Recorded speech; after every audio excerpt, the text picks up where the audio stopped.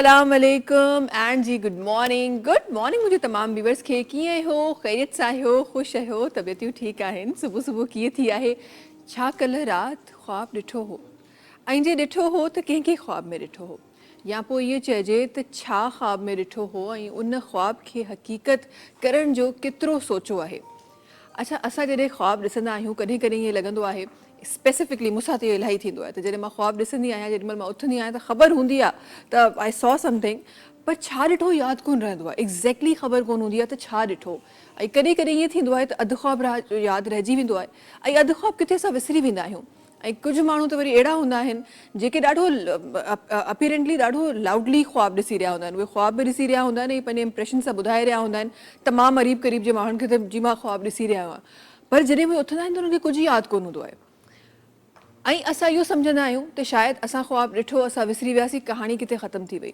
पर छा तव्हांखे ख़बर आहे त जापान में हिकु एक्सपेरिमेंट थियो आहे जंहिंजो नतीजो इहो आयो आहे त इंसानु हाणे जेको ख़्वाबु ॾिसे थो उनखे तव्हां उनखे रिकॉर्ड करे सघो था ऐं रिकॉर्ड करण खां पोइ पाण ॼाणे सघो था त तव्हां एग्ज़ैक्टली ख़्वाब में छा ॾिठो 100% न बट 70% ताईं हिन वक़्तु ताईं उहो तजुर्बो कामयाबु थियो आहे त 70% ऑफ योर ड्रीम तव्हांखे साम्हूं नज़र ईंदो तव्हांखे साम्हूं ख़बर पवंदी त तव्हां ख़्वाब में छा ॾिठो छा महसूसु कयो छा तव्हां करणु चाहियो पिए ऐं कंहिं टाइम ते ख़्वाबु तव्हांजो टुटो हो। इन खां पहिरीं असांखे ख़बर हुई त जी ख़्वाबु डिफरेंट रीज़न्स जे करे ईंदा आहिनि कॾहिं कॾहिं तव्हांजो तव्हां अपसेट फील करे रहिया हूंदा आहियो उनजे करे ख़्वाबु ईंदा आहिनि कॾहिं कॾहिं तव्हांजो स्टमक जेको आहे उहो सही फील कोन करे रहियो हूंदो आहे उनजे करे ख़्वाबु ईंदा आहिनि कॾहिं कॾहिं तव्हां डिप्रेसिंग मोड में हूंदा आहियो तॾहिं तव्हांजा जेके आहिनि ख़्वाबु डिफरेंट तरीक़े जा ईंदा आहिनि। पर हाणे ख़्वाबु जहिड़ो बि हुजे उनखे असां हक़ीक़त जो जेको करण जो असां सोचींदा आहियूं न असां न सिर्फ़ु सोचींदासीं बल्कि उनखे ॾिसंदासीं बि ऐं उनखे उन ते असां कमु बि करे सघूं था। हीअ हिकु अहिड़ी शइ आहे हिकु अहिड़ो एक्सपेरिमेंट आहे जंहिं साइंस जो हिकु नयो रुख़ ॾेखारियो आहे। असां 4D ऐं 5D ते पहुची वियासीं ऐं चयो इहो वञे थो त ईंदड़ ॾींहंनि में शायदि असां 7D 8D 9D ताईं बि इनशा पहुची वञूं। पर हीउ जेको तजुर्बो थियो आहे इहो मुंहिंजी नज़र में हिकु अहिड़ो तजुर्बो आहे जेको एक्चुअली न चवंदा आहिनि त कुझु ॻाल्हियूं अहिड़ियूं हूंदियूं आहिनि जेके इंसान खे यकीन कोन ईंदियूं आहिनि पर मां इन शइ खे सम्झी सघां थी त जॾहिं माण्हुनि लाइट ॿारनि जी ॻाल्हि कई हुई जॾहिं बल्ब जेको आहे उहो ईजाद न थियो हो तॾहिं माण्हुनि जी इहा ई फील हूंदी। जॾहिं इहो चयो वियो त जी सफ़रु जेको आहे उहो हवा में थींदो तॾहिं माण्हुनि जो इहो ख़्यालु हूंदो ईअं ई अॼु तव्हां ई मां गॾिजी इन्हनि शयुनि खे शायदि सोचे हैरान पिया थियूं त यार वाक़ई ख़्वाब बि रिकॉर्ड थी सघनि था। पर इहा हक़ीक़त जो हिकु पहलू आहे जेको असांजी ज़िंदगीअ में अची वियो आहे ऐं हीउ पहलू शायदि ओसि ताईं हीउ मुंहिंजे ख़्याल में सिर्फ़ु इहो न आहे त तव्हां जेको ख़्वाबु ॾिठो आहे उहो तव्हां रिकॉर्ड करे सघो था इहा जेका स्टोरी आहे हिते ख़तमु नथी थिए बल्कि वॾियूं वॾियूं शयूं आहिनि जेके तव्हां इन सां कवर करे सघो था। केतिरियूं उहे शयूं जेके असां विसारे वेंदा आहियूं ऐं असांखे उहे ख़्वाबनि में अची रही हूंदियूं आहिनि। कुझु ख़्वाब अहिड़ा हूंदा आहिनि जेके तव्हांखे तंग करे रहिया हूंदा आहिनि कुझु ॿार अहिड़ा हूंदा आहिनि जेके ज़िंदगी जे डिफरेंट डिप्रेशन जे करे उन्हनि ख़्वाबनि जे करे सही निंड कोन हासिलु करे सघंदा आहिनि उन्हनि जो ट्रीटमेंट परफेक्टली थी सघे थो अगरि इहा ख़बर पइजी वञे त हू छा ॾिसी रहिया आहिनि छा महसूसु करे रहिया आहिनि। सो जी साइंस त अॻियां वधे पई ऐं मेडिकल जेका आहे फील्ड आहे उहा त माशाल्लाह इलाही अॻियां वधी वई आहे जिथे असां उहो हार्ट बि ॾिठो जेको सेपरेटली तव्हांजी बॉडी खां ॿाहिरि जेको हिकु बैटरी सां ऑपरेट थी रहियो आहे। ख़बर न आहे सुभाणे छा छा ऐं केतिरो असां ॾिसंदासीं अॻियां वधंदे चाहिं थी त प्रोग्राम जी तरफ़ बि वञिजे। इहे ॻाल्हियूं कॾहिं कॾहिं शॉकिंग बि लॻंदियूं आहिनि पर कॾहिं कॾहिं इहा ख़ुशी बि थींदी आहे त यार इहे शयूं जेके थी रहियूं आहिनि उहे अल्हम्दुलिल्लाह बहितरी लाइ थी रहियूं आहिनि ऐं माण्हुनि जी आसानी लाइ थी रहियूं आहिनि। बसि इन्हनि जो जेको इस्तेमालु आहे उहो ख़ुदा न ख़ास्ता कंहिं बैड मीन जे लाइ न कयो वञे तेसि ताईं इहे सुठियूं शयूं आहिनि जेके मुआशरे में अची रहियूं आहिनि ऐं जेके अॻियां वधी रहियूं आहिनि। हाशिम भाई सां गॾु आहिनि। अस्सलाम वालेकुम हाशिम भाई छा हाल आहे? वालेकुम सलाम। तबियत कीअं आहे ज़िंदगी कीअं आहे हाशिम भाई? बिल्कुलु ज़बरदस्त। किथे गुज़रे पई? बस कराची में। किथे?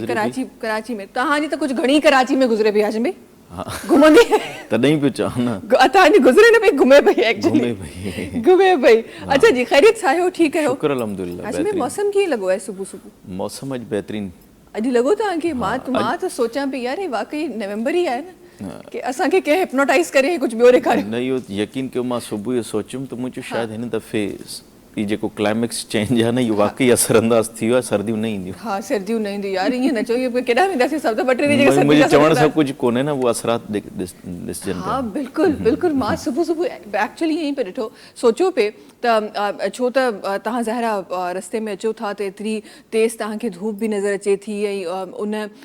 सनलाइट में तव्हां जॾहिं अचो था, त मां हिकु ॻाल्हि ईअं सोची त मां चयो वाकई नवंबर बि आहे न, या कंहिं असांजे दिमाग़ सां का गेम खेॾी आहे, त असां वेठा असां न अगस्त में आहियूं पर असांखे नवंबर नज़र पियो अचे। कुझु अहिड़ो त कोन्ह थियो आहे असां सां, पर जी हक़ीक़त इहा ई आहे, जिथे खोड़ सारियूं शयूं चेंज नज़र अचनि पियूं, जिथे खोड़ सारियूं शयूं अॻियां वधनि पियूं, उते ई मूंखे लॻे थो सर्दी में त भॼंदी पई वञे, अॻियां वधंदी पई वञे, उहा बि अॻियां भॼंदी पई वञे। ऐं जीअं इंसानु वॾो थिए पियो, इंसानु जीअं जनम वठंदो आहे एंड देन असां वॾा थींदा आहियूं, ईअं मूंखे लॻे थो जेके गर्मियूं आहिनि न उन्हनि जो बि जेको लेंथ आहे न, ड्यूरेशन आहे जेका, उहा बि वधंदी पई वञे। ख़ैर जी, महिमान जी तरफ़ अचूं था, इहे जेके ॻाल्हियूं आहिनि, कॾहिं कॾहिं ॻाल्हाईंदे इंसानु पाण कंफ्यूज़ थी वेंदो आहे त यार वाकई असां जेको ॻाल्हायूं पिया इहो हक़ीक़त बि आहे या सिर्फ़ु इहो ख़्यालु आहे जेको ख़्वाबर में, जंहिंजी असां ॻाल्हि थोरी देरि पहिरीं कई, छा इहो सिर्फ़ु ख़्यालु आहे या हक़ीक़त बि आहे। अच्छा जी, महिमान जी तरफ़ अचूं था। अॼु सां गॾु सभिनी खां पहिरीं जेका पर्सनैलिटी तशरीफ़ फरमा आहे, माशाल्लाह सां गुज़िरियल खोड़ सालनि खां माशाल्लाह सां ही पंहिंजा जेके फ़राइज़ आहिनि उहे एज़ अ डॉक्टर सर अंजाम ॾेई रहियूं आहिनि, पाण गायनोकोलॉजिस्ट आहिनि, ऐं हिन वक़्तु जेको आहे हिकु हॉस्पिटल में एज़ अ प्रोफेसर पंहिंजे फ़राइज़ सर अंजाम बि ॾेई रहियूं आहिनि, ऐं सां गॾु तशरीफ़ रखनि थियूं आशा महेश साहिबा आहिनि जेके तशरीफ़ रखनि थियूं, ऐं मोहतरमा पाण हिन वक़्तु सुहेल ट्रस्ट हॉस्पिटल सां ताल्लुक़ रखनि थियूं। अस्सलाम वालेकुम, कीअं हो, ख़ैरियत सां हो, ख़ुशि हो? अल्लाह जो शुक्र है, अल्लाह जो शुक्र है। तबियत ठीक है? ज़िंदगी कीअं डॉक्टर साहिबा? सब ठीक माशाल्लाह। कीअं गुज़री रही आहे? कीअं सुबुह थी रहियो आहे? कीअं शाम थी वेंदी आहे? तव्हां त सॼी हक़ीक़त इंट्रोडक्शन में ई ॿुधाए छॾी, ख़्वाब खां कहाणी शुरू कई, ऐं तव्हांजो रिसर्च ऐं ख़्वाब ते रिसर्च, तव्हांजो जेको आहे तरीक़ेकार ॿुधाइण जो, माण्हुनि में अवेयरनेस ॾियण जो, इहा ई मुंहिंजी मॉर्निंग आहे। तव्हांजे अचण खां पोइ is a healthy morning. Thank U. In morning खे असां मज़ीद हेल्दी ठाहींदासीं तव्हांजे इंशाल्लाह लफ़्ज़नि में, बिकॉज़ अॼु डॉक्टर साहिबा हे कुझु अहिड़ियूं ॻाल्हियूं खणी आयूं आहिनि जेके आई गेस न सिर्फ़ु पाकिस्तान जी औरत जो, पर मूंखे लॻे थो दुनिया जी औरत जो हाणे मसइलो ठही वियो आहे। सो इंशाल्लाह थोरी देरि में असां PCOS ते ज़रूरु ॻाल्हाईंदासीं, and it's a common thing जेका मुंहिंजे ख़्याल में हर ॿी औरत खे आहे, हिकु वॾो परसेंटेज आहे जंहिंसां औरतूं, न सिर्फ़ु औरतूं बल्कि छोकिरियूं, चाहे उहे मैरिड हुजनि अनमैरिड हुजनि, उहे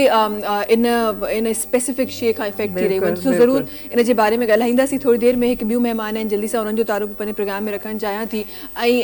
अक्सर असां वटि ईंदियूं आहिनि कंहिं न कंहिं स्पेशल डे ते। अॼु असां पंहिंजे प्रोग्राम खे स्पेशल ठाहे रहिया आहियूं मोहतरमा जी प्रेज़ेंस सां गॾु, जेका पर्सनैलिटी तशरीफ़ रखे थी, उन्हनि खे डिफरेंट जॻहियुनि ते डिफरेंट लफ़्ज़नि में तव्हां ज़रूरु ॿुधियो हूंदो। मोहतरमा जा लफ़्ज़ न सिर्फ़ु स्क्रीन ते नज़र ईंदा आहिनि बल्कि किताबनि में बि असां पढ़िया आहिनि। हिकु एडिशन जेको पहिरीं आयो हो, हिकु ॿियो जेको हिन वक़्तु मुंहिंजे हथ में आहे, उन जूं ऑथर अॼु सां गॾु तशरीफ़ फरमाइण सां गॾु तशरीफ़ रखनि थियूं मोहतरमा शमा मुंशी साहिबा आहिनि, जेके तशरीफ़ रखनि थियूं, पाण डिफेंस एनालिस्ट आहिनि, असां गॾु तशरीफ़ फरमा आहिनि। अस्सलाम वालेकुम, कीअं हो? ख़ैरियत सां हो? ख़ुशि हो? तबियत ठीक है? जी जी, ज़िंदगी कीअं गुज़री रही है शमा साहिबा? बहुत अच्छी अल्हम्दुलिल्लाह। माशाल्लाह माशाल्लाह। कैसे शुरू होती है ज़िंदगी? बस सुबह ऑफिस जाने के लिए उठते हैं, और उसके बाद तो डिफरेंट एक्टिविटीज़ होती हैं, डिप्लोमेटिक और डिफरेंट लिखना और लिखाना, तो वो सारी चीज़ें इसी में होती हैं। हाँ जी, और मुझे तो लगता है ज़िंदगी अब इतनी फास्ट हो गई है ना कि इंसान को कभी कभार मैं सोचती हूँ कि हम एक सेकंड के लिए रुक के ज़रा सोचें कि हमने क्या कुछ किया क्या कुछ नहीं किया, तो वो भी हम कहीं ना कहीं कोई चीज़ मिस कर जाते हैं। इतना ज़्यादा एग्जॉस्ट हो जाते हैं हम लोग कि जब हम at the end of the day हम जब रियलाइज़ करते हैं तो सोचते हैं कि हमें अपने लिए भी वक्त मिला, हमें अपने लिए वक्त नहीं मिलता। और लिटरली अब बाकायदा हम अपनों जो हमारे इर्द गिर्द जो सराउंडिंग में लोग हैं, हम उन्हीं के पीछे अपने आप की अपनी लाइफ जो है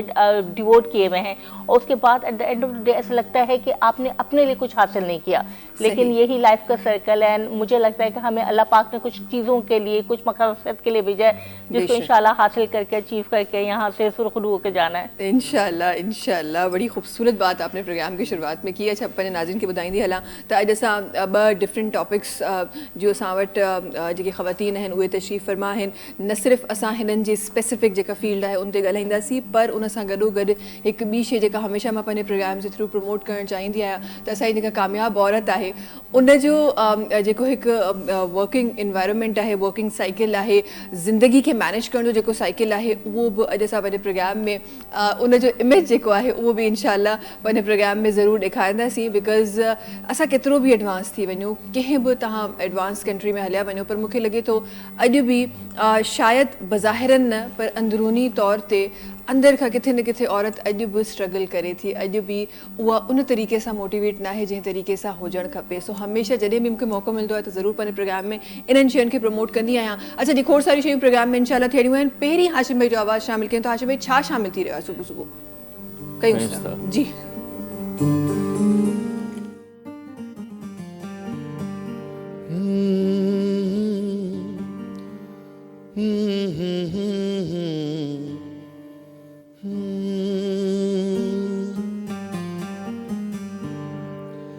हिक रात दिसंबर जी तन्हाई बलब पाछा ऐं भेच ते वेठल मां सोचींदो रहियमि छा छा।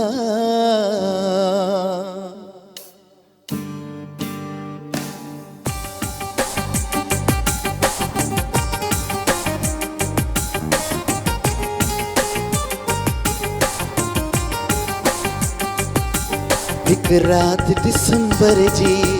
तन्हाई बलब पाछा, हिक रात दिसंबर जी तन्हाई बलब पाछा ऐं बेच ते वेठल मां,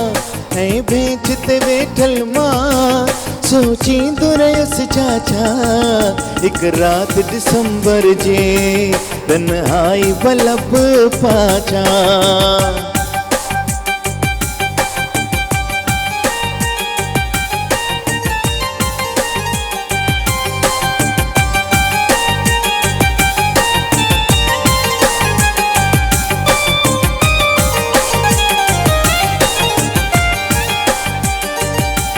सोचम पे उड़ी उबता का गूंज थी गूंजामा, सोचम पे उड़ी उबता का गूंज थी गूंजामा।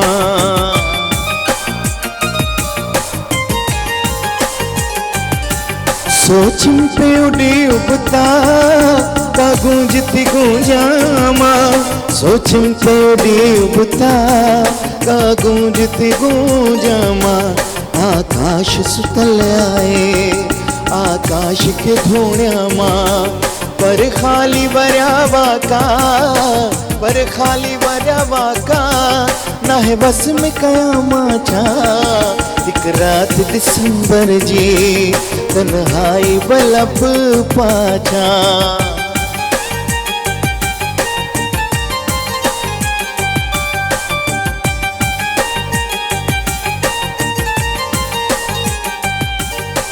सिंध मुझे धरती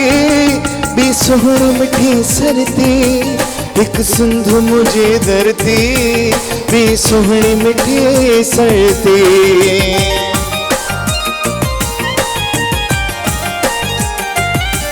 एक सिंध मुझे धरती भी सोहर मिठी सरती, एक सिंध मुझे धरती भी सोहर मिठी सरती। एक जिंद सां जुड़जी वई बी दिल सां अची परती, एक जिंद सां जुड़जी वई बी दिल सां अची परती। बिन हुन सां बिटा नाता, बिन हुन सां बिटा नाता, नातन गगड़ा काछा। एक रात दिसंबर जी तन्हाई बलब पाछा।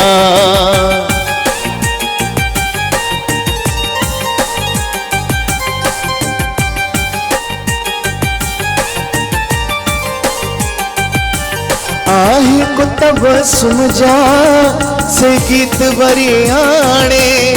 आहे को तबसुम जा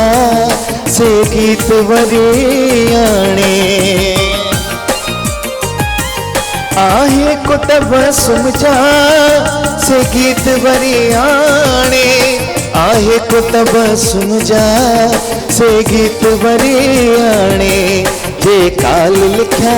मूं पल पल जी पीड़ा माणे जे काल लिखया मूं पल पल जी पीड़ा माणे मुझे माज़ी जा विरसा मुझे माज़ी जा विरसा कुछ ख्वाब कुछ खाता एक रात दिसंबर जी तन्हाई बलब पाचा ऐ भेजत वेठल मां ऐ भेजत वेठल मां सोची तो रयुम छा एक रात दिसंबर जी तन्हाई बलब पाचा। ज़बरदस्त ज़बरदस्त पर हिन में जेका सर्दी जी ॻाल्हि ई न हाशिम भाई तो अल्लाह खैर करे हाँ ये अब सर्दियाँ शायद आ जाए ये गाना सुन के शायद यार वैसे वो बात सच है कि मैंने सुना है कि लोग पहले ज़माने में लोग बड़ा पता नहीं कोई राग गाते थे कि बरसातें आ जाती थी ऐसा है ऐसा वाकई ऐसा है ऐसा ये सच है ये मैंने अपने भाई की शादी पे देखा है कि डैडी के ड्राइवर थे उन्होंने कहा मैं राग गाता हूँ अभी बारिश आ जाएगी और हुई बारिश और हम उसको उसमें बहुत फनी एस्पेक्ट में ले रहे थे उन्होंने वो राग डाला है और बादल आया और बारिश शुरू हो गई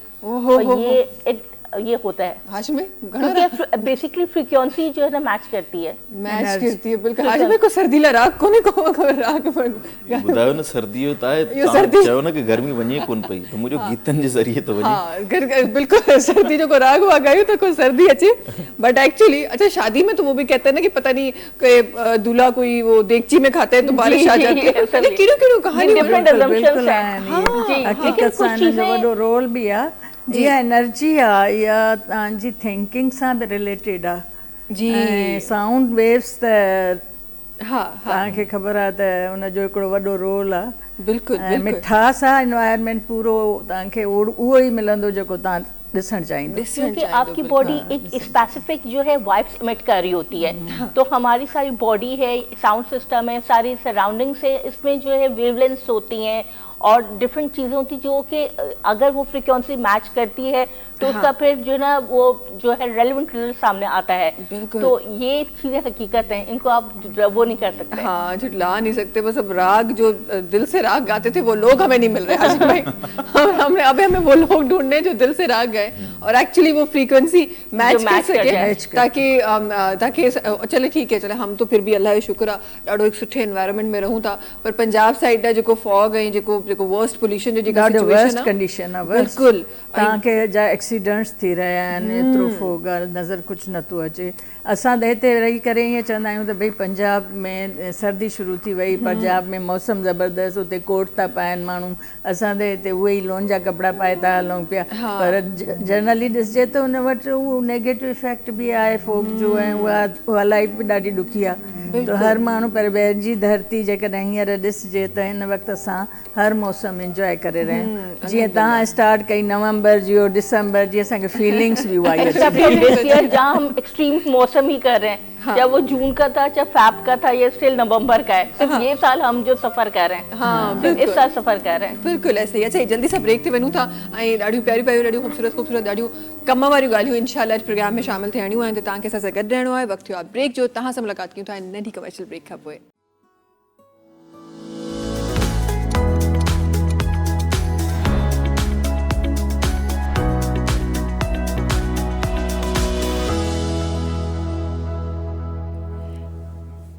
अच्छा असां कुछ ॻाल्हाइण वारा हुआसीं हिकु बुक के बारे में जेका बुक शबा साहिबा जी आहे पर अच्छा ये आपकी डिमांड तो यही बढ़ गई है भाई आपकी किताब की डिमांड तो यही बढ़ गई है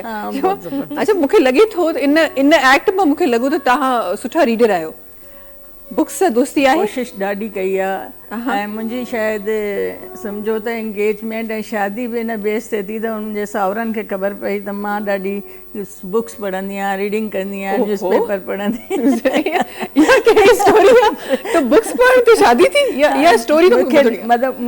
मुंहिंजे ॾेर अची जीअं इंट्रोडक्शन कराई त हुनखे ईअं लॻो मां हुन वक़्तु अख़बारूं खणी वेठी हुअसि ऐं बुक्स खणी वेठी हुअसि त सो द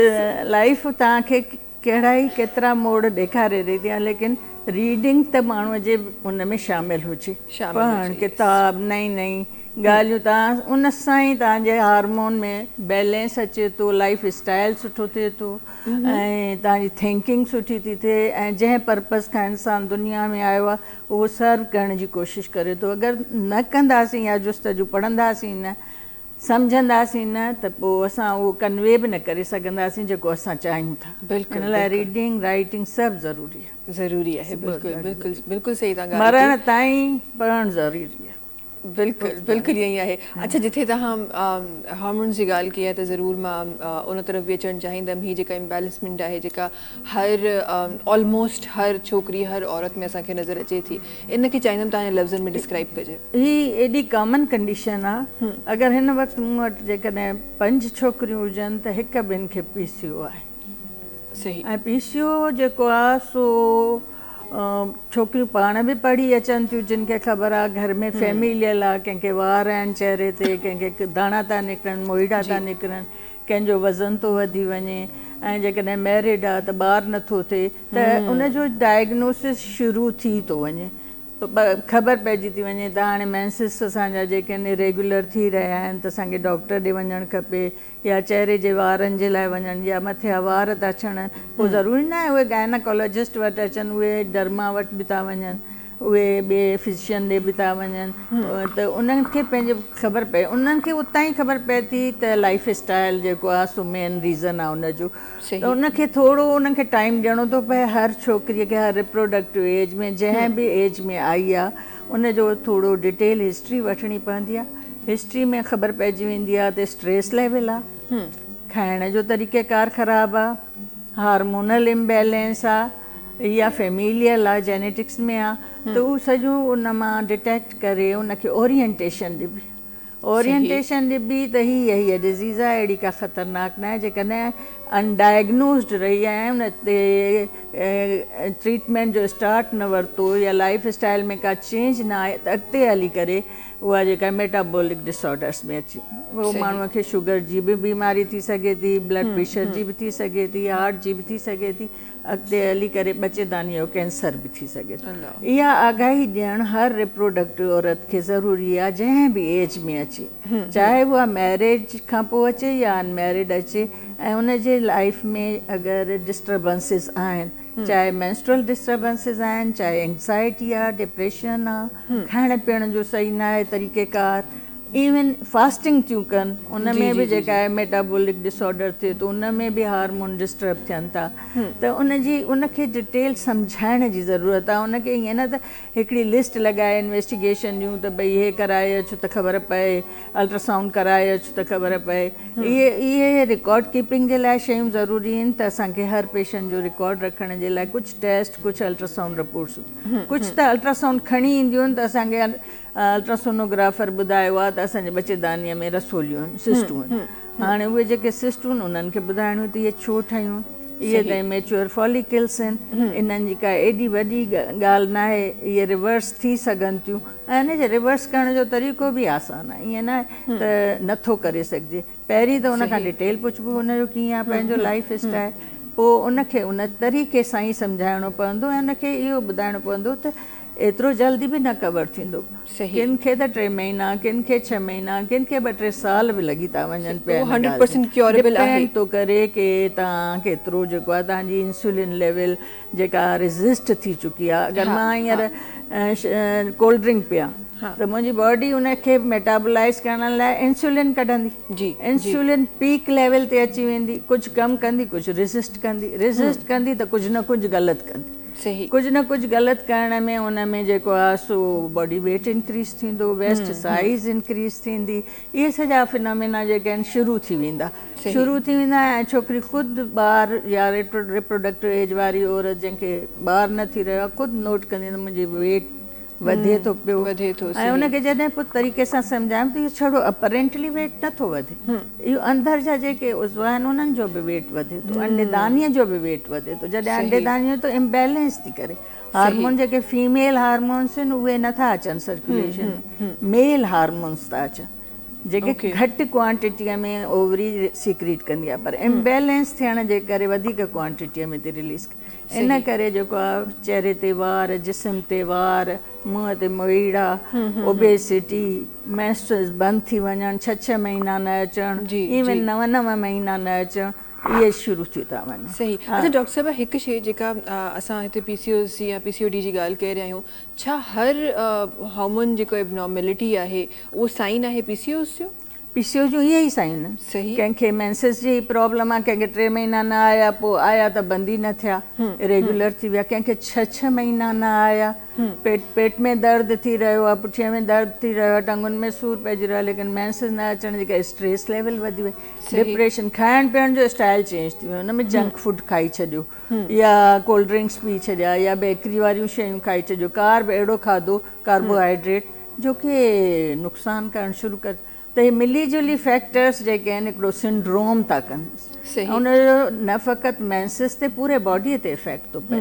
पोइ असांखे छा आहे त हर छोकिरीअ खे डिटेल हिस्ट्री वठी हुनखे हिकु हिकु ॻाल्हि सम्झाइणी पवंदी आहे, हुनखे लाइफ स्टाइल ॿुधाइणो पवंदो आहे। कुझु अहिड़ियूं शयूं आहिनि जेके खाधे में शामिलु करणु ज़रूरी आहिनि, जेके PCOS खे घटाए सघनि थियूं, इंसुलिन जी रेज़िस्टेंस सही करे सघनि थियूं पियूं, शुगर लेवल घटाइनि थियूं, त उन में उन्हनि खे ॿुधाइबो त कहिड़ियूं कहिड़ियूं शयुनि में जेको आहे सो लीन प्रोटीन आहिनि, हरूभरू न आहे त गोश्त खाओ, ॿियो सुठी शयूं खाई सघजनि थियूं, फैट कहिड़नि कहिड़नि सब्सटेंसिस में सुठी आहे जेको तव्हांजे लाइ ज़रूरी आहे, कार्बोहाइड्रेट कहिड़ो खाइणु खपे, उहे आगाही ॾियण खां पोइ वरी उन्हनि खे कॉल कबो त जॾहिं उन्हनि खे मैसेज अची वञनि त वापसि अची असांखे ॿुधाइनि ऐं रिकॉर्ड कीप कनि। पहिरियां जेके खणी ईंदियूं उन्हनि खे उहे लेवल्स ॿुधाइबो, तव्हांजे हार्मोन्स जा लेवल हे आहिनि, तव्हांजो अल्ट्रासाउंड जी रिपोर्ट ही आहे, लेकिन इहा का एॾी वॾी बीमारी न आहे जेका कवर नथी थी सघे पई। पोइ जंहिं जे लेवल ते उनजो रीज़न मिले थो उनखे असां ट्रीट कंदा आहियूं, उनखे सम्झाईंदा आहियूं, उनजो डिप्रेशन ख़तमु कंदा। सही। इंशाल्लाह इहो जे लाइफस्टाइल जे बारे में असां हींअर ॻाल्हाए रहिया आहियूं, इंशाल्लाह असां पंहिंजे नाज़रीन खे, बिकॉज़ अॼु आई एम श्योर त तमामु उहे औरतूं जेके काफ़ी, असां वरी बि जॾहिं तव्हां शहरनि जी ॻाल्हि कयो था त असां वरी बि असांजे हथ में फ़ोन आहे, असां रिसर्च करे असां खोड़ सारी शयूं पाण ॼाणे सघूं था, बट असांजी उहा औरत जेका इन फैसिलिटी खां बि महरूम आहे। अॼु बेसिकली मां उन्हनि ताईं कुझु लफ़्ज़ तव्हांजा पहुचाइणु चाहियां थी, त इंशाल्लाह थोरी देरि में उन लाइफस्टाइल जे बारे में बि ॻाल्हाईंदासीं, प्लस ॿियूं जेके डिफरेंट हिकु जेके डिस्टर्बेंस जेके वारियूं एक्टिविटीज़ आहिनि उन्हनि जे बारे में बि ॻाल्हाईंदासीं, इनिशियल जेको एज आहे असांजी न्याणी जो उन जे बारे में भी इंशाल्लाह ॻाल्हाईंदासीं। हिन बुक जे बारे में थोड़ो सो मैं ॻाल्हाइणु चाहियां थी, शमा साहिबा तव्हांजी तरफ अचणु चाहियां थी। ये बुक, इसके बारे में तो सबसे पहले मुझे बताइए, ये concept of terrorism in post called war era जो है, इसके बारे में ज़रा हमें फरमाइएगा कि इस बुक में हमें क्या मिलेगा। वैसे तो इसका जो वो कहते हैं ना नाम ही काफ़ी है, तो इस पर बड़ा वो आता है, तो इस पर हमें क्या क्या मिलेगा, और जो आपकी फर्स्ट एडिशन थी उसमें क्या क्या ऐसा बयान था जो हमें मिला, और उसके बाद फिर ये मार्केट में आई, कब आई, कहाँ अवेलेबल है, कैसे अवेलेबल है? ओके, देखिए मैविश, सबसे पहले तो ये है कि being the student of the international relations और मास्टर्स इंटरनेशनल रिलेशंस में करने के बाद, और मैं पोजीशन होल्डर हूँ ऑनर्स में भी और मास्टर्स में भी, तो मुझे being the student of international relations ये चीज़ महसूस हो रही थी कि जो है दुनिया भर में बहुत सारी जो है कॉन्स्पिरेसीज हो रही हैं, और इन कॉन्स्पिरेसीज और इन इंट्रिग्स को डीबंक करने वाला कोई नहीं है, कोई उनको अनवेल करने की कोशिश नहीं करता, और स्पेशली हमारे साउथ एशियन कंट्रीज़ में और इस तरह के जो कि फीबल और वीकर कंट्रीज़ हैं उनमें से कोई भी आवाज़ नहीं उठाता। मुझे लगा कि जब मैं एक इंटरनेशनल रिलेशंस की स्टूडेंट हूँ तो आपने बड़े डायनामिक्स देखे, स्पेशली जो है जब पोस्ट वॉर इरा का एंड होता है, यानी कि यूएसएसआर डिसइंटीग्रेट होता है। आपको याद होगा कि 80 के दौर में अमेरिका और रशिया के बीच में 2 ब्लॉक्स बने हुए थे, जिसमें पाकिस्तान जो है अनफॉर्चुनेटली यूएसए के ब्लॉक में शामिल था, और जो है ईस्टर्न कंट्रीज जो थे वो आपके रशिया के साथ थी। तो ये एक पावर गेम था, और ब्लॉक पावर में जो है पाकिस्तान ने जब उसका अमेरिका का साथ दिया, तो पाकिस्तान में जो है एक सोकल जिहादी जो है तंजीमें बनाई गई, जिहादी कॉन्सेप्ट डाला गया, जिसका कि जिहाद से या इस्लाम से लेना देना नहीं था, लेकिन चूंकि उस वक्त मकसद ये था कि किसी भी तरह से किसी भी कीमत पर रशिया को शिकस्त देनी है, डिफीट करना है, उसको डिसइंटीग्रेट करना है, क्योंकि बैलेंस ऑफ पावर को जो है इम्बैलेंस करना है। तो उस वक्त ये इस टसल में जो है जाहिर बात है वो दोनों सुपर पावर्स जो थी उस वक्त की वो डायरेक्टली इंडल्ज नहीं हो रही थी। उन्होंने अपने अपने प्रॉक्सीज बना लिए थे, अपने अपने ब्लॉक्स बना लिए थे, जिसके जरिए वो एक जंग लड़ी जाती थी। उसमें बदकिस्मती से पाकिस्तान ने एक बहुत प्रोएक्टिव रोल किया और वो जिहाद का सिस्टम डिस्टॉर्ट करके पेश किया गया। माविश तो वो जो CIA एजेंट्स थे जो कि मुस्लिम्स बनकर सो कॉल्ड मुजाहिदीन बनकर जो है एक जंग लड़ रहे थे रशिया के खिलाफ, और एट लास्ट जो है रशिया का जो है डिसइंटीग्रेशन होता है, रशिया टुकड़ों में होता है और दुनिया में सिर्फ एक ही वर्ल्ड पावर रह जाती है, USA। तो जब USA जब as a super power, only super power emerge होता है, तो USA की एक शुरू से एक पॉलिसी रही है कि उसको एक इमेजिनरी दुश्मन चाहिए होता है अपनी जो है अपनी मोनोपोली स्टैब्लिश करने के लिए, अपनी मोनोपोली मेंटेन करने के लिए और अपनी हेजेमनी को जो है मेंटेन करने के लिए उसके लिए बहुत जरूरी है कि उसका एक इमेजिनरी दुश्मन हो। अब चूंकि रशिया के टुकड़े हो चुके हैं, रशिया के जो है अपने सर्वाइवल में या री इमर्ज करने के प्रोसेस में बड़ा टाइम लगना है। तो अब जो है paradigms of international relations totally change होते हैं, पॉलिटिक्स के डायनामिक्स बिल्कुल चेंज होते हैं। जी। आप वो अल-कायदा जो कल तक अमेरिका की जो है साथ थी और वो अल-कायदा जिसे मुजाहिदीन बना के पेश किया जा रहा था और ये पेश किया जाता है इस्लाम से या मुसलमानों से या सो कॉल्ड मुजाहिदीन से जो एक रोमांस का पीरियड चल रहा था या हनीमून का पीरियड चल रहा था, वो दी एंड की तरफ आता है। अब अमेरिका को मुस्लिम्स की सो कॉल्ड नाम नेहात मुजाहिदीन की जरूरत नहीं रहती। अब उसके बाद क्या होता है कि एक बुक आती है। जी, आपको पता है कि जो अमेरिका है वो अपनी पॉलिसी जो है दुनिया पे इम्पोज करने के लिए उनके थिंक टैंक्स बैठते हैं, पेंटागन है, दूसरी एक बुक आती है सैमुअल हंटिंगटन की बुक आती है क्लैश ऑफ सिविलाइजेशन। उसमें ये बात जो बताई जाती है कि अब जो अमेरिका की जंग होगी वो ममालिक के दरमियान नहीं होगी, मुल्कों के दरमियान नहीं होगी, बल्कि अब जो जंग होगी अमेरिका की वो जो है सिविलाइजेशन यानी तहजीबों और रिलीजन्स के दरमियान होगी। और हम ऐसे ही देखते हैं जैसे ये ही बुक कब की आप बात कर रहे हैं? ये 90s की बुक है, 90s की बुक, 90 यानी कि डिसइंटीग्रेशन ऑफ USSR, क्योंकि आप इवेल्युएट कर चुके थे कि रशिया के टुकड़े होने, क्योंकि रशिया एक बहुत बड़ी जो है स्टेट, काफी सारी स्टेट्स थी और उनको कंट्रोल करना रशिया के पास, क्योंकि रशिया की जो है मिलिट्री पावर तो था, जॉइंट पावर तो था मिलिटरीली, लेकिन इकोनॉमिकली जो है बहुत ज्यादा रशिया के हालात खराब थे। तो उसको जो है उस वक्त उसको जो है ना डिसइंटीग्रेट होना बनता था, लिहाजा उनको इवेल्युएट कर चुके थे। उसी तनाज़ुर में ये बुक आती है जिसमें ये बता दिया जाता है कि America will be the only super power, it will be leading the world as a unipolar super power. तो वो दुनिया एक जब यूनिपोलर की तरफ शिफ्ट करती है तो उस वक्त अमेरिका को अपने लिए एक इमेजिनरी दुश्मन चाहिए होते हैं। तो बड़ी आप देखें इरोनिकली और बहुत ज्यादा एक मसाइका खेज अंदाज में है 9/11 का वाकया होता है जी, और जी। वो अल-कायदा यानी कि जो CIA के एजेंट जो कल तक अमेरिका के साथ खड़े थे रशिया के खिलाफ, और इसकी वजह से जो है तमाम दुनिया में दहशतगर्दी का तस्वुर आता है। यानी कि आप पाकिस्तान में देखिए, पाकिस्तान में से पहले दहशतगर्दी का तस्वुर नहीं था। हम जब इन्वॉल्व होते हैं ब्लॉक पॉलिटिक्स में तो पाकिस्तान में क्लैशनकोफ कल्चर आता है, पाकिस्तान में दहशतगर्दी आती है, पाकिस्तान में जो है शिया सुन्नी फसादात होते हैं जी, पाकिस्तान में नफरतों की सियासत होने लगती है, पाकिस्तान में एक्सट्रीमिज्म बढ़ता है। मतलब आप 70s और 80s के दौर में देखें पाकिस्तान एक बड़ा खूबसूरत मुल्क था, लेकिन वो इनिशियल फेज ऑफ 80s के बाद जब हम ब्लॉक का हिस्सा बनते हैं, ब्लॉक पावर्स का हिस्सा बनता है, तो उसके बाद पाकिस्तान में एक्सट्रीमिज्म देखते हैं, शिया सुन्नी फसादात देखते हैं, मुख्तलिफ फिरकों के देखते हैं, क्लैशनकोफ कल्चर देखते हैं, और तो और आपके यहाँ ड्रग माफिया जो आके आपको कंट्री को ऑलमोस्ट इन्वेट कर लेते हैं। तो नफरतों की सियासत आती है, सिर्फ पाकिस्तान में नहीं मुख्तलिफ दुनिया के जो है ममालिक भी इसका शिकार होते हैं। तो उन हालात में जब 9/11 का बड़ा मसाइका केस जो है वाकया होता है, जिसके बाद जो है अमेरिका जो है अपनी जो है पूरी ताकत मरकूज कर देता है चाइना के खिलाफ और इस्लाम के खिलाफ जी, क्योंकि चाइना बहुत खामोशी के साथ जो है आगे इकोनॉमिकली बढ़ रहा था और वो इंगेज कर लेता है अमेरिका के। अब जो है हमारी जो दूसरी वॉर होनी है जो कि वो समझ नहीं थे, अमेरिका को बेसिकली जो है अपने अमेरिका जो है चाइना को अपना बेसिकली इतना बड़ा वो थ्रेट समझ नहीं रहा था, वो इतना गेज नहीं कर पा रहा था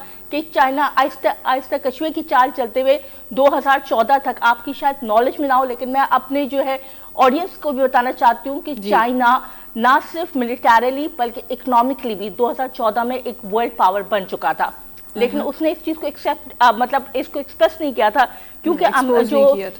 क्योंकि जो चाइना है वो कभी भी किसी भी आज तक किसी कंट्री को इन्वेट करने में नहीं रहा, उसी कभी किसी को ये नहीं रहा कि किसी मुल्क को इन्वेट करे, वो अपने ही तरक्की पे, अपनी प्रॉस्पेरिटी पे, अपनी डेवलपमेंट पे और ना सिर्फ अपने बल्कि दूसरी कंट्रीज की जो डेवलपमेंट के लिए अपना एक रोल प्ले करता रहा। चाइना जब अमेरिका ने उसको खौफ को, इस खतरे को भांपा, सबसे पहले उसने इस्लाम के खिलाफ प्रोपेगेंडा शुरू किया। 9/11 के वाकयात के बाद अल-कायदा जो कि आपके मुजाहिदीन थे सो कॉल्ड, वो अब एकदम से तालिबान बन के सामने आते हैं और इनके खिलाफ अफगानिस्तान में एक वॉर शुरू कर दी जाती है, एक सो कॉल्ड वॉर। उन्हीं लोगों के खिलाफ उसामा बिन लादेन,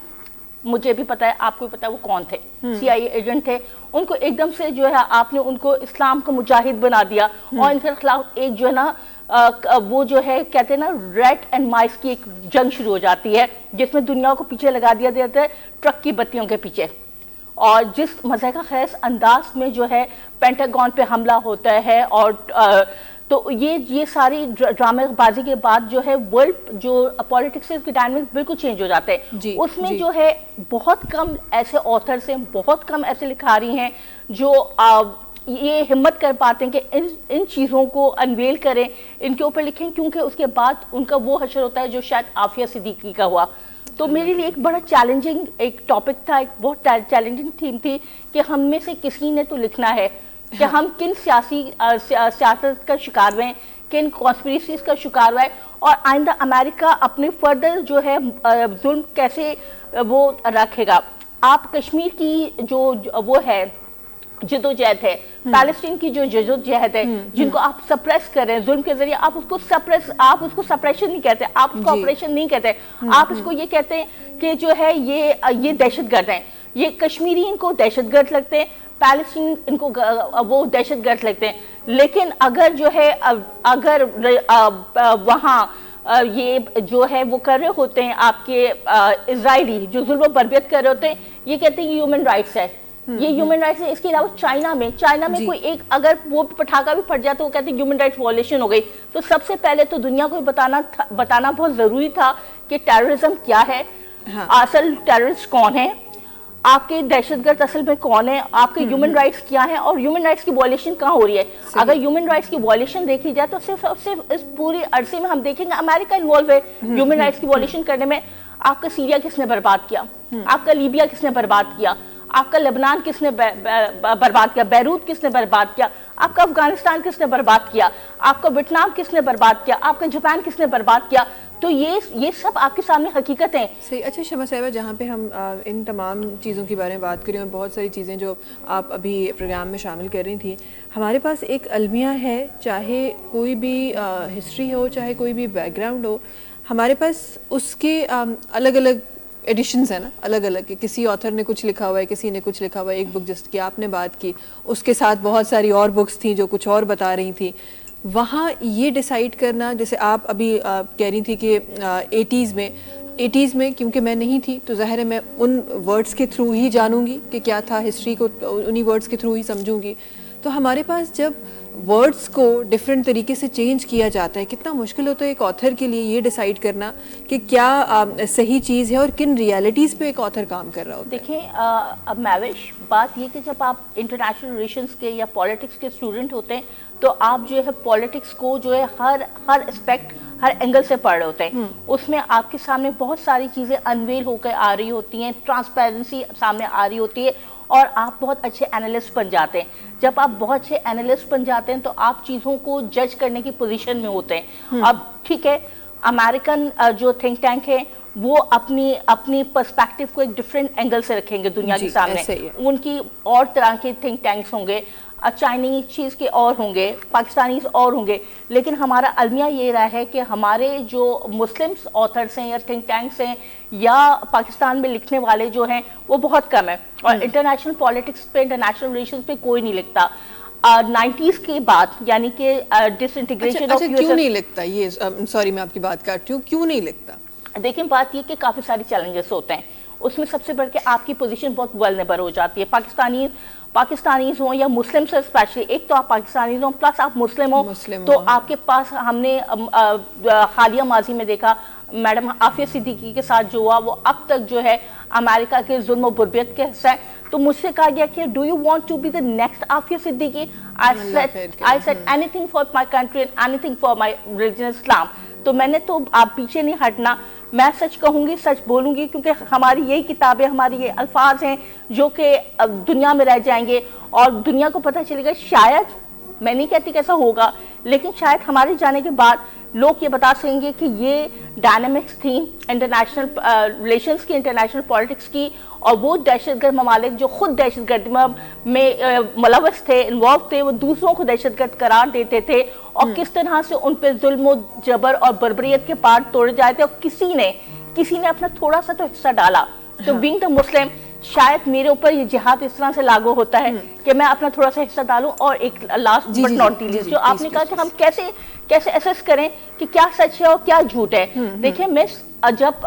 ये इसका जो तनज़्ज़ुली होती है, यानी कि आपके सर्द जंग का जब खात्मा होता है, कोल्ड वॉर का जब खात्मा होता है, तो बहुत सारी जो है टेक्निक्स अपनाई जाती हैं। उसमें सबसे बड़ी जो टेक्निक होती है वो ग्लोबलाइजेशन प्लस जो है प्रोपेगेंडा वॉरफेयर, यानी कि आप झूठ को बार बार स्क्रीन पे इतना चलाओ क्योंकि वो सोशल मीडिया नहीं था 90s में, तो वो आप इतना चलाएं कि वो सच लगने लगे। अब बार बार आपके टिकट चलेंगे, बार बार वो न्यूज रिपीटिशन होगी। तो ये एक जो है मीडिया वॉरफेयर की एक सबसे बड़ी टेक्निक जो है यूएसए ने अडॉप्ट की थी, जिसकी वजह से हमें झूठ भी सच लगने लगा और हम उसको एज इट इज लेने लगे कि जो वहां से प्रोपोगेट किया जा रहा है वही सच है। तो इस तरह से जो है हमारे लिए एसेस करना बहुत मुश्किल हो गया था कि सच क्या है क्या और झूठ क्या है। तो उसमें मेरे ख्याल में शायद मेरे ऊपर लाजिम था, being the student of international relations, कि मैं इस चीज़ को जो है इस पर कुछ लिखूं। बहुत शुक्रिया कि आपने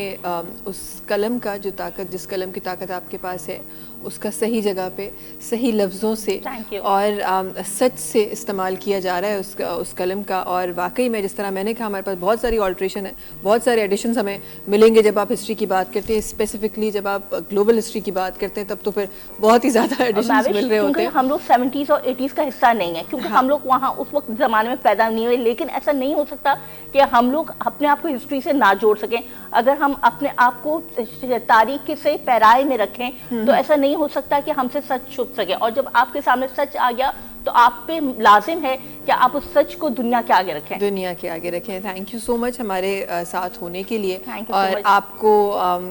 कहीं जाना है, लेकिन जितना आपने वक्त हमारे प्रोग्राम के लिए निकाला, बहुत शुक्रिया उसके लिए। और वो अल्फाज और वो सच अल्फाज जो आप अपनी दुनिया तक पहुंचाना चाहती हैं, हमारे व्यूवर्स तक पहुंचाई, बहुत शुक्रिया आपका। इंशाल्लाह बहुत सारी चीज़ें डिस्कस करनी थी, लेकिन वक्त इतना ही था। बहुत शुक्रिया हमारे साथ होने के लिए। और आपकी इस बुक के लिए दुआ है कि ये वो हर उस हाथ में जाए जो सही देखना चाहता है, सही सुनना चाहता है, सही पढ़ना चाहता है। वक्त है ब्रेक जो नाज़रीन आई डॉक्टर आयशा सासगर हींअर बि तशरीफ़ फरमा आहिनि। इंशाल्लाह ब्रेक खां पोइ कुछ उहे शयूं जेके प्रोग्राम जे स्टार्टिंग में असां ॻाल्हायूं हुयूं उन्हनि ते ज़रूरु नज़रसानी करणी आहे, बिकॉज़ ही उहा शइ आहे जंहिंजी हिन वक़्तु जंहिं ते ॻाल्हाइण जी ज़रूरत आहे, शर्माइण जी न बल्कि ॻाल्हाइण जी ज़रूरत आहे। वक्त है ब्रेक जो, तव्हां सां मुलाक़ात कयूं था इन नंढी कमर्शियल ब्रेक खां पोइ।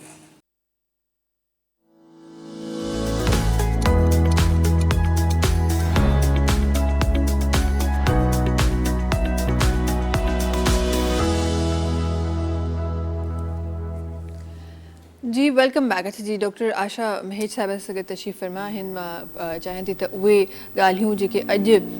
करण लाइ ज़रूरी आहिनि, बिकॉज़ असां हमेशह डॉक्टर साहिबा हिकु फैक्टर असां में हमेशह रहियो आहे त का बि शइ जेका असांखे मुआशराती तौर ते ॻाल्हाइण ॾुखी लॻंदी आहे, असां उनखे ॾाढो फॉर ग्रांटेड वठंदा आहियूं ऐं उनखे एतिरे हद ताईं असां फॉर ग्रांटेड वठंदा आहियूं जो मुआशरे जी हिकु उहा अहिड़ी हक़ीक़त ठही वेंदी आहे जंहिंखे असां लिकाइण त चाहींदा आहियूं पर उनखे ट्रीट करणु न चाहींदा आहियूं। हिकु शइ असां पहिरीं त मां आसान लफ़्ज़नि में पंहिंजे नाज़रीन खे हिकु तव्हां तमामु PCOS जी शयूं तव्हां ॿुधायूं बि ऐं जेके तव्हां वटि पेशेंट्स अचनि था उन जे बारे में बि तव्हां ॿुधायो। मां हिकु आसान लफ़्ज़नि में पंहिंजे नाज़रीन खे इहो ॿुधाइणु चाहियां थी, हिकु नॉर्मल जेको साइकिल आहे, हिकु आम चाहे उहा टीनेजर हुजे, उहा वुमेन हुजे, मैरिड हुजे, अनमैरिड, हिकु नॉर्मल हेल्दी साइकिल छा आहे? नॉर्मल साइकिल आहे 28 खां 35 डेज़ जी। माना कंहिंजी 24 2 डेज़ जी भी अगरि साइकिल आहे ऐं हर दफ़ा 22 डेज़ या 21 डेज़ आहे त उहा साइकिल आहे, यानी उन में कोई विच में का डिस्टर्बेंस न आहे, ब्लीडिंग न आहे, इंटरमेंस्ट्रुअल ब्लीडिंग न आहे, स्पॉटिंग न आहे, कुछ भी न आहे, लेकिन साइक्लिकल पैटर्न आहे जो कि नॉर्मली 28 डेज़ या 35 डेज़ हुजणु घुरिजे, छो जो उन में असांखे असेसमेंट थींदी आहे त ओव्यूलेशन कहिड़े ॾींहं ते थी आहे। ओव्यूलेटरी साइकिल्स रेगुलर साइकिल्स हूंदियूं, एनओव्यूलेटरी साइकिल्स इरेगुलर साइकिल्स हूंदियूं आहिनि। हाणे अगरि साइकिल डिस्टर्ब थी वञे त एनओव्यूलेशन ज़्यादा, यानी इमेच्योर ओवा ओवरी खे भरींदा वेंदा, उन में पर लाइक पिक्चर अची वेंदी। अल्ट्रासाउंड वारी उनखे चवंदी तुंहिंजे अंडेदानी में जेको आहे सिस्टूं आहिनि, उहा सिस्ट जो नालो ॿुधी चाहे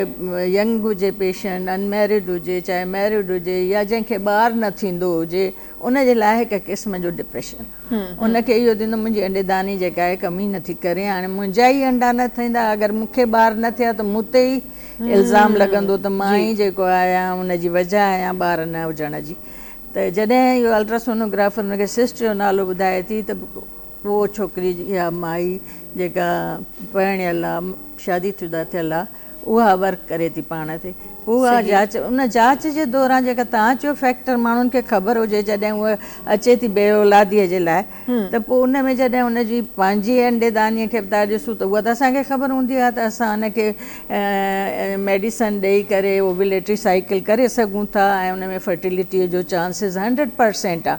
लेकिन उन दौरान उनजे हस्बैंड जो बि इन्वेस्टिगेशन थी वेंदो आहे त भई उन में त को फैक्टर न आहे, त उहो जेको लिकियल फैक्टर आहे जो औरतुनि खे ख़बर ई न आहे कि मुंहिंजो मर्द में बि को नुक्स थी सघे थो। अॼुकल्ह शराब वारियूं शयूं, नशे वारियूं शयूं, गुटको आहे, पान आहे, नसवार आहे, अहिड़ियूं शयूं खाइनि था जंहिंसां स्पर्म जी मोटिलिटी रुकिजी थी वञे। स्पर्म मौजूदु आहिनि, छोटी मोटी क्लिनिक तव्हां स्पर्म एनालिसिस कराईंदा त उतां ख़बर पवंदी त स्पर्म सां आहिनि,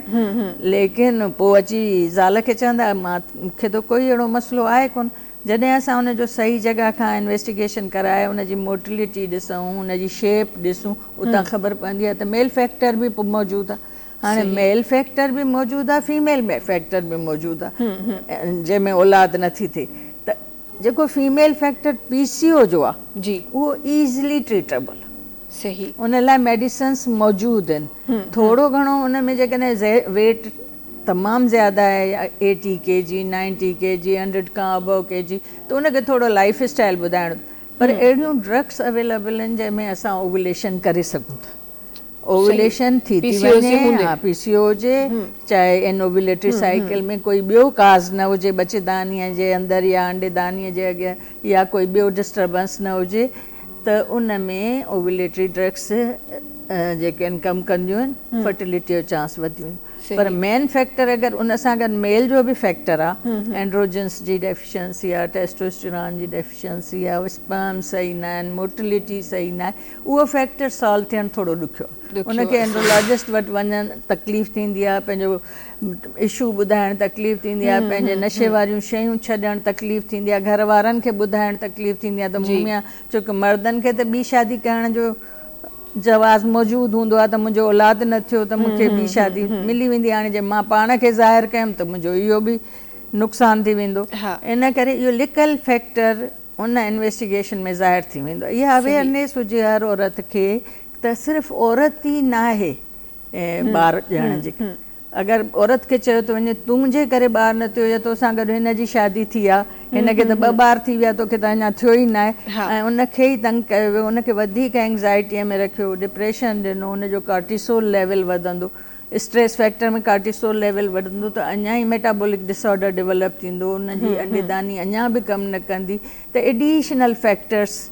थी वेंदा। ऐं उनखे सम्झाइण जी ज़रूरत आहे, उनखे जेको आहे साइकिल जी रेगुलरिटी कराइणु ज़रूरी आहे। उन में ॿियो को मेटाबॉलिक डिसऑर्डर आहे, जीअं अॻिते हली PCO में डायबिटीज़ थींदी आहे, हाइपरटेंशन थी वेंदी, कार्डियक इशूज़ थींदा आहिनि, उन्हनि खे स्क्रीन करणु ज़रूरी आहे। पोइ हिस्ट्री सां, इन्वेस्टिगेशन सां, मैनेजमेंट सां, लाइफ स्टाइल सां ईज़िली करे सघिजे थो। लेकिन औरत में हिकिड़ो कॉन्फिडेंस बि ॾियारे सघिजे थो त इहा अहिड़ी का बीमारी न आहे जेका ट्रीट नथी कई वञे। इन जे करे इहो ज़रूरी न आहे त औलाद न थींदो, औलाद बिल्कुलु थींदो, लेकिन जेके फैक्टर्स ॿिया आहिनि उहे एवेल्यूएट करण बि ज़रूरी आहिनि। तूं हूअं त न करे तोखे 16 साल शादी थी वई त ॿार न थियो, 17 साल शादी थी, लेकिन हे जो फैक्टर पियो आहे त इहो बि त ट्रीट उन जा बि मौजूदु आहिनि। त अगरि असां यंग छोकिरी अचे, अनमेरिड छोकिरी थी अचे, उन जा पंहिंजा हिकिड़ा तरीक़ेकार आहिनि। एग्ज़ाम आहे, जॉब आहे, सिटिंग ज़्यादा आहे, ऑफिस में खाइण पीअण आहे, जंक फूड्स आहिनि, पाणीअ जो घटि इस्तेमालु आहे, शुगरी शयूं ज़्यादा खाइण, त उन सां उनजी जेका इहे सभु चेंजिस अचूं। PCOS सम्झो ईअं करे चइजे ॿ टाइप आहिनि, हिकु डिज़ीज़ आहे, हिकु सिंड्रोम आहे। डिज़ीज़ में त ओवरी इन्वॉल्व थी वञे जंहिंमें इमेच्योर फॉलिकल था थियनि।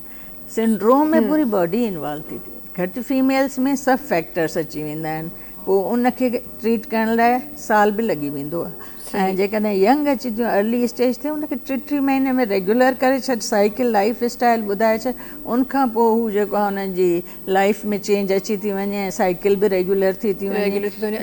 काफ़ी डॉक्टर साहब काफ़ी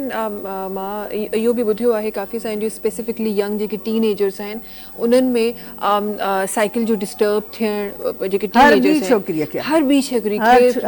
साइकिल डिस्टर्ब आहे, हेयरी फेस उहो हिकु अलॻि फैक्टर आहे, एक्नी फेस उहो हिकु अलॻि फैक्टर आहे, इहो हर ॿी छोकिरी खे असर नथो थिए। त इहो सिंड्रोम आहे, इनखे असां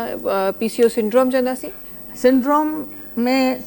काफ़ी शयूं इन्वॉल्व हूंदियूं पूरी बॉडी में। एंडोक्राइन आहे, उन में पूरो एंडोक्रिनोलॉजिकल फैक्टर अची थो वञे। डिज़ीज़ में ओवरी ताईं महदूद आहे, साइकिल थोरा 2-3 महीना न आई, 6 महीना खन न आई, इवेल्यूएट थी वई, बाक़ी शयूं फैक्टर सभु ठीकु आहिनि, शुगर सही आहे, डायबिटीज़ न आहे, कुझु न आहे, त उहो सिंड्रोम में न ईंदी, उहा ईंदी PCOS डिज़ीज़ में। उनखे 3 महीननि में बि ट्रीट करे सघिजे थो, 6 में बि करे सघिजे थो, साल डिपेंड थो करे की भई हुनजी शादी आहे, 2 महीने में शादी आहे, 3 महीने में शादी आहे, त उनखे इहो ॿुधाइणु ज़रूरी हूंदो आहे त हिन वक़्तु तव्हांखे साइकिल जो प्रॉब्लम आहे, उनखे था ट्रीट कयूं। पोइ अगरि जेकॾहिं इनफर्टिलिटी जो प्रॉब्लम आहे, जंहिंमें ॿार नथो थिए, त उहो बि ट्रीट थी वेंदो। त हर औरत खे डिफरेंट प्रॉब्लम आहे, कंहिंखे हेयर्स जे लाइ ज़्यादा परेशानी आहे, उनजी ट्रीटमेंट डिफरेंट आहे, उनजा वेज़ आउट डिफरेंट, जेके एयर निकिरी विया आहिनि उनजो तरीक़ेकार ॿुधाइण त उहे कीअं घटिजंदा, ऐं अॻिते ग्रोथ न वधे उनजो ॿुधाइण त एंटी एंड्रोजन्स खाराइणा आहिनि, केतिरा खाराइणा आहिनि, कीअं खाराइणा आहिनि या न खाराइणा आहिनि, इहो बि उनजी हिस्ट्री मां असेसमेंट करणी आहे। हर पेशेंट खे ज़रूरत न आहे मेडिकेशन जी। अच्छा, हाँ, हर पेशेंट के ना है ज़रूरत।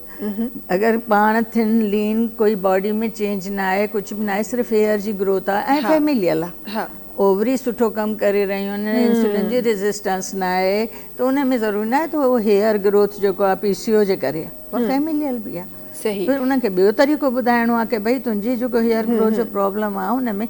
उहो अक्सर करे उहो जेको आहे लेज़र ट्रीटमेंट जे लाइ वेंदियूं या किथे उहे उन्हनि खे चवंदा हे टेस्टूं कराए अचो, हिकु लिस्ट ॾेई छॾींदा आहिनि, त स्किन वारा बि उन्हनि खे हिकिड़ी लिस्ट ॾेई छॾींदा आहिनि हे कराए। पोइ अगरि अची वञनि गायनोकोलॉजिस्ट खे त ख़बर हूंदी आहे त हिनजी साइकिल त रेगुलर आहे, हिनजे हार्मोन जे टेस्ट कराइण जी त ज़रूरत आहे कान। हाणे परेशान आहे हेयर ग्रोथ जी, त असांखे एंड्रोजन लेवल कराए ॾिसूं भई एंड्रोजन में त कोई अहिड़ो प्रॉब्लम न आहे जंहिंजे करे जेको आहे सो हिनजी हेयर ग्रोथ आहे। पर जे डिटेल हिस्ट्री वटि त उनजी मदर खे बि आहे, उनजे सिस्टर्स खे बि, उन फैमिली खे बि, त उहे फैमिलियल थी वञे। अच्छा, हिकु ॿी शइ त असां जॾहिं हे त असां उहा ॻाल्हि करे रहिया आहियूं त जिन खे PCOS आहिनि या PCOD जे जेके पेशेंट्स आहिनि उहे असांजो इनिशियल स्टेज में छा शयूं, जीअं थोरी देरि असां पहिरीं बि ॻाल्हि करे रहियासीं त लाइफ स्टाइल में या उहे शयूं जेके असांखे घर में पंहिंजी डाइट आहे उन में असांजो इन्वॉल्व थियनि ताकी असां इन शइ जा इहा शइ असांखे इफेक्ट न करे। असां वटि PCOS जा या त ईअं आहे त असां वटि पेशेंट्स हाणे वधी विया आहिनि छो त असांजो लाइफ स्टाइल डिफरेंट आहे, असांजी जेका एक्सपेक्टेंट मदर आहे उनजो लाइफ स्टाइल उनजी ईटिंग हैबिट्स डिफरेंट थी वियूं आहिनि, ऐं पहिरीं शायदि ईअं न हो, या असांखे हाणे नॉलेज शायदि वधीक थी वई आहे। हिकु शइ सिंस द डे तव्हांखे ख़बर पए थी त तव्हां एक्सपेक्ट कयो पिया टिल तव्हांजो उहो ॿार 4-5 सालनि जे ॿार ताईं थोरो सो घणो ध्यानु ॾिजे, वॾा चवंदा आहिनि त घणो ध्यानु ॾिजे, त उन में छा डाइट में अहिड़ियूं शयूं शामिलु कजनि जेको असां इन ख़तरे खां परे हुजूं। टीनेज मूंखे यादि आहे त नंढपण खां असांजी मदर्स चवंदी इहे तव्हां अंडा छो थियूं हेॾो खाओ, मां उन्हनि खे ईअं लॻंदो त मेल हार्मोन्स था अचनि या इन्हनि शयुनि सां, हालांकि ईअं न आहे, पर टीन एज हिकु अहिड़ी एज आहे जंहिंमें हू जंक फूड्स खाए थो, जंहिंमें उहो फूड खाई थो पंहिंजी मर्ज़ी वारो जेको घर में खाधो ठहे थो उनखे अवॉइड करे, कबाब खाई छॾिया, बर्गर खाई छॾिया, अहिड़ियूं शयूं खाई छॾियूं, कोल्ड ड्रिंक पी छॾी, टाइम पास करे छॾियो, चिप्स खाई, यानी कार्बोहाइड्रेट रिफाइंड शयूं, उहे शयूं जेके न हुजणु घुरिजनि डाइट में, उहे शयूं घटि हुजनि, कॾहिं कॾहिं ठीकु आहे माना हले, लेकिन उहे रेगुलर बेस पे हूंदियूं त पोइ उहो बॉडी जे हुनखे प्रोटीन्स खे बि ख़तमु करे छॾींदियूं ऐं इंसुलिन जी रेसिस्टेंस बि वधाए छॾियूं, छो जो जेको कार्बोहाइड्रेट खाइबो उहो इंसुलिन, जॾहिं इंसुलिन रेसिस्ट थींदो त एंटी एंड्रोजन बि सीक्रेट थींदा ऐं या डिसफिगरमेंट बि ईंदी, पोइ इनखे डिप्टाई विलंदा, बट उनखे पहिरीं जॾहिं 8-9 सालनि जी छोकिरी थिए थी असांखे ख़बर थी पए थी 11-12 सालनि में मिनारकी थी वेंदी, पहिरीं साइकिल ईंदी, न अचे त उनखे बि उन ध्यान सां ॾिसजे त उनजो वज़न वधियल त न आहे या उनजी बॉडी में हेयर ग्रोथ त न आहे, अहिड़ी का शइ त न आहे जेका उन ॻाल्हि खे अचणु नथी ॾिए पई, त उन शइ खे पहिरीं स्क्रीन कजे, अगरि थी वई आहे हिकिड़ी साइकिल उन खां पोइ 2-3 महीना न आई त इनिशियली छा थींदो आहे, जेकॾहिं पहिरीं साइकिल अचे थी ऐं 2-3 महीना नथी अचे, उहा बि मेच्योरिटी ऑफ हाइपोथैलेमस, उहा ज़रूरी न आहे की पीसीओ, कुझु 6-8 महीना लॻंदा आहिनि जंहिंमें साइकिल पोइ रेगुलर थींदी आहे, त उहे जेके शुरूआती 2-3 महीना आहिनि ऐं उन में का हेयर ग्रोथ न आहे, सेडेंट्री लाइफ न आहे, ओबेसिटी न आहे, जंक फूड्स न आहिनि, सभु कुझु ठीकु आहे जीअं घर में हले थो पियो, पोइ बि जेको आहे मां परेशान हूंदी आहे त हिनखे त अची करे 6 महीना रुकिजी विया, त उनखे सम्झाइणु ज़रूरी हूंदो आहे त इहा अची वेंदी ऐं उनखे ड्रग ॾियण जी ज़रूरत न आहे, पर उन स्टेज ते उनजे लुक मां, उनजे हलण चलण मां, वज़न मां ख़बर थी पए त न हीअ अॻिते हली पीसीओ डेवलप कंदी, त उते असां उनखे माउ खे ट्रेनिंग ॾींदासीं त तव्हां हिनखे जेको आहे न घणो भले रोटी बि जेका खाइजे थी सा खाइजे, लेकिन कोशिशि कजे त प्रोटीन्स ज़्यादा खाए, नट्स ज़्यादा खाए, दालियूं ज़्यादा खाए, लिग्यूम्स ज़्यादा खाए, फ्रूट ज़्यादा खाए, वेजिटेबल्स जेके आहिनि न ज़्यादा करे, ईअं न त गोश्त ते मारामारी, ॾींहं में गोश्त न हुजे त मानी न आहे खाइणी, चिकन न आहे त कुझु न आहे खाइणो, ॿारनि में इहा हैबिट विझिजे त भाॼियूं जेके आहिनि से सिहत लाइ ज़रूरी आहिनि, हिक न हिक शइ में कुझु न कुझु अहिड़ी शइ पियल आहे, अॻिते हली उन्हनि खे असां छाछे खाराईंदा आहियूं मायो इंस्टॉल जा, उन करे जो इंसुलिन जी रेज़िस्टेंस सही करणी हूंदी आहे, एंड्रोजन जी लेवल घटि करणी हूंदी आहे, त उहे छाछे जेके माइक्रो न्यूट्रिएंट्स आहिनि कमु कंदा आहिनि, पर पहिरियां ई शुरू करे छॾिजे त हिन जे डाइट में जेको आहे दालियूं बि हुजनि, फिश बि हुजे ऐं जेको आहे फल बि हुजनि, वेजिटेबल्स जेके घर में थोरा घणा अचनि था उहे हुजनि, ऐं अछियूं शयूं जीअं शुगर आहे, साल्ट आहे, अटो आहे, अहिड़ियूं शयूं घटि हुजनि, घटि इस्तेमालु कजनि, ठीकु आहे, इन में जेको आहे न उनजी जेको आहे सिहत बि सही रहंदी, साइकिल बि सही रेगुलर ईंदी ऐं अहिड़ो को प्रॉब्लम थींदो बि न, अॻिते हली थिए थो, पोइ अगरि थिए थो जॉब्स आहिनि, सिटिंग आहे, लाइफ स्टाइल कुझु अहिड़ो आहे, त उहो जेकॾहिं स्क्रीन थी वञे पहिरियां सही हो हाणे त उनखे ईज़िली ट्रीट करे सघिजे थो, ठीकु आहे। अच्छा डॉक्टर साहिबा, हिकु आख़िरी शइ जेका मां प्रोग्राम में शामिलु करणु चाहियां थी, असां वटि काफ़ी सारियूं हिकु क्वेश्चन मार्क हिकु इहो बि हूंदो आहे त जेको मेनोपॉज़ जो पीरियड आहे उहो पीरियड कहिड़ो आहे, छा उहो कुझु माण्हुनि जो इहो चवणु आहे त लेट 30s, कुझु माण्हू चवणु आहे त लेट 40s, ऐं छो त असांजो लाइफ स्टाइल इन तरीक़े जो आहे त हर औरत जो हिकु अलॻि टाइम आहे मेनोपॉज़ जो अचण जो, तव्हांजे हिसाब सां त हिकु हेल्दी जेका औरत आहे उनजो सही टाइम छा आहे, ऐं उन टाइम ते बि डिफरेंट, छो त बॉडी तव्हांजी डिफरेंट तरीक़े सां रिएक्ट करे रही हूंदी आहे, त उनखे सही बॉडी खे सही ऐं सुठे लाइफ स्टाइल में कीअं उनखे कन्वर्ट कजे? अॼुकल्ह 9 खां 13 सालनि ताईं आहे, 9 खां 13 सालनि जो पीरियड में जेको आहे साइकिल अचे थी, ऐं डिपेंड थो करे फैमिली ते, मदर जी हिस्ट्री, अगरि वॾी भेण आहे उनजी हिस्ट्री, त उनखे थोरो लेट आया आहिनि, डिले आहे, 13 ते आहिनि, 14 ते आया आहिनि, हिनजी मदर जी अगरि सही हिस्ट्री आहे या हिनजी का वॾी भेण आहे उनखे लेट आया आहिनि, त उहो 1-2 साल हेॾां होॾां प्लस माइनस हली थो वञे, लेकिन 15 साल थी वञनि, 14 क्रॉस करे वई, कद त अॼुकल्ह तक़रीबन नंढा आहिनि, त उन करे बि माण्हू परेशान हूंदियूं त कद मुंहिंजे ॿार जो वधे ई नथो, छा मसइलो आहे, मेंसिस अची विया, कद नथो अचे, त इहे जेके शयूं आहिनि न इहे स्क्रीन कंदियूं त तव्हांखे अॻिते हली छा डेवलप करिणो आहे, त इहा जेका एज आहे एडोलेसेंस जी एज आहे, इनिशियली असां प्यूबर्टी चवंदा आहियूं, प्यूबर्टी में शुरू थी वेंदी आहे जीअं एक्ज़िलरी ग्रोथ आहे, प्यूबिक ग्रोथ आहे, इहा 8 सालनि में शुरू थी वेंदी आहे। 9 सालनि में त ब्रेस्ट डेवलपमेंट थोड़ी थोड़ी शुरू थी वेंदी, पोइ 10, 11, 12, 13 साल जेका एज आहे इन में पहिरीं साइकिल अचणु ज़रूरी आहे। इन में थोरो कद बि स्टॉप थियण जो खतरो आहे। जेके साइकिल अची वई त ऑसिफिकेशन थी वेंदी जॉइंट्स, उन में जेको आहे कद बीहजी बि थो वञे, थोरो वधंदो। पर इलाही माण्हू परेशान हूंदा आहिनि त उनखे असां फिगर ॿुधायूं त हेतिरो पॉपुलेशन पाकिस्तान जो, हेतिरियूं छोकिरियूं, उन्हनि जा कद हेतिरा, सभु हलनि था पिया। त हाणे उनखे कद खे वधाइण जूं कोई अहिड़ियूं वॾियूं दवाऊं अवेलेबल न आहिनि जो हाणे ई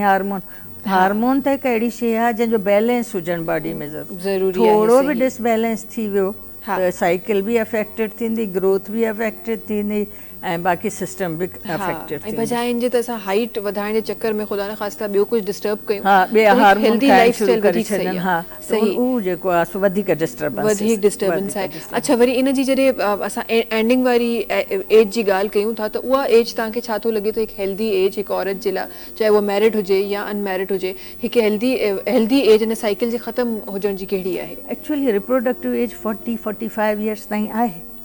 पर सही। बेस्ट एज जेका कंसेप्शन जी आहे उहा त टिल 36-37 ताईं। उन खां पोइ जेको आहे न हिकिड़ो एबनॉर्मलिटी जो बि रिस्क आहे, बाक़ी मेटाबॉलिज़म डिस्टर्बेंसिस जो बि, जीअं डायबिटीज़ आहे, हाइपरटेंशन आहे, मिसकैरेजिस आहिनि, इहे रिस्क पोइ वधी था वञनि पिया, माना एज फैक्टर जे करे। टीन एज में बि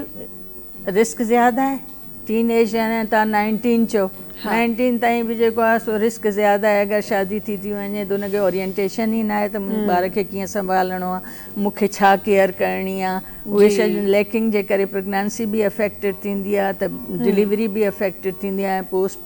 पोस्ट नेटल पीरियड में डिप्रेशन जो बि एलिमेंट अची वेंदो आहे, साइकोसिस जो बि एलिमेंट अची वेंदो।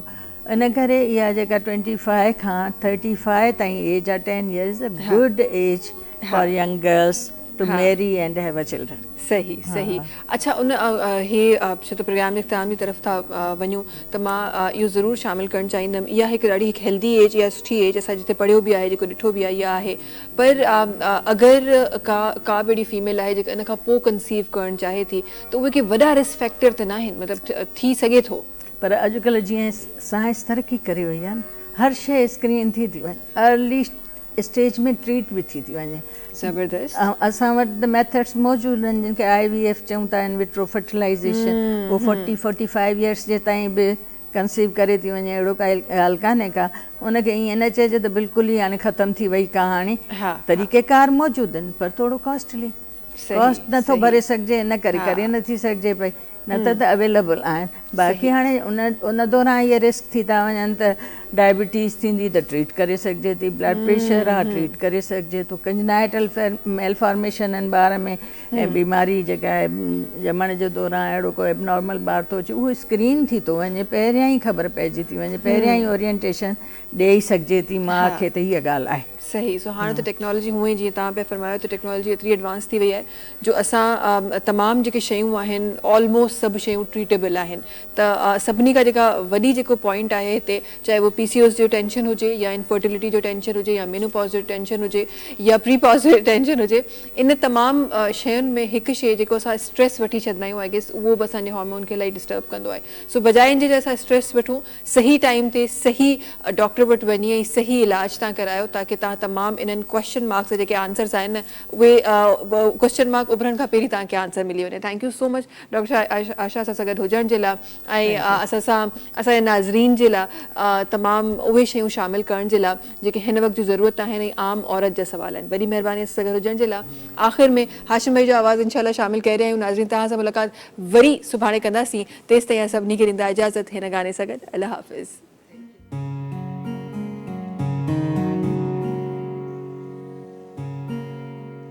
पाण खुशिन सा वक्त गुजारे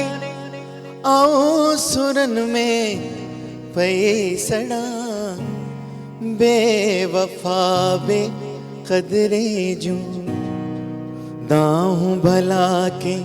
खेड़िया बेवफा।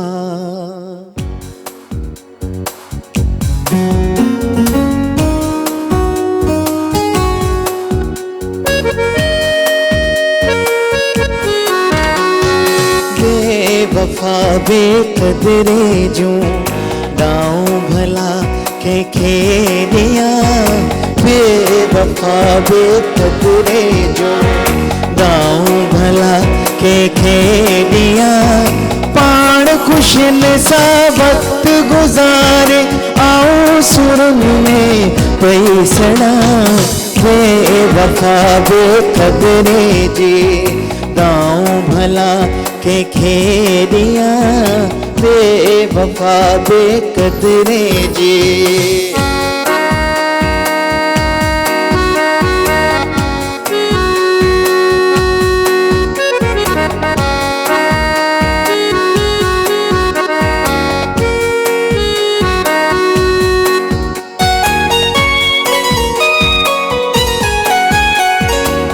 मुझे दिल जो दिलबर हो मुझे मन जो महरम हो ओ मुझे दिल जो दिलबर हो मुझे मन जो महरम हो उन दिल बर खा धार नहीं की भला सिक में सुमा बेवफा बेकदरे जी गाँव भला के खेदिया बेवफा बेकदरे जी।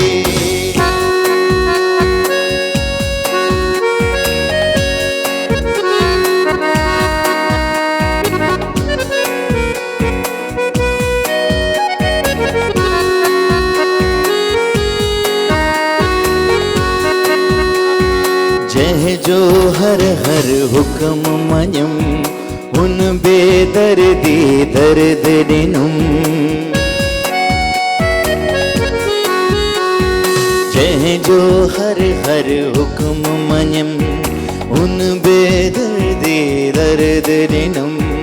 मासूम दिल ते तरस न आयस काॾे वञी काथे वञा बेवफा बेकदरे जूं गाँव भला के खेदिया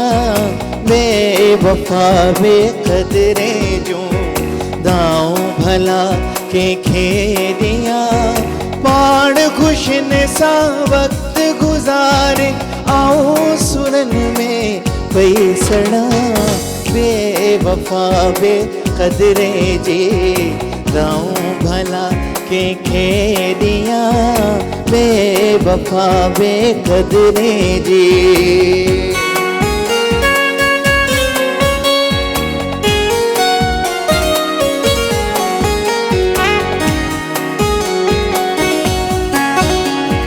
मुझे दिल जो दिलबर हो मुझे मन जो महरम हो उन दिल बर खा धार रही की भला सिख में सुमा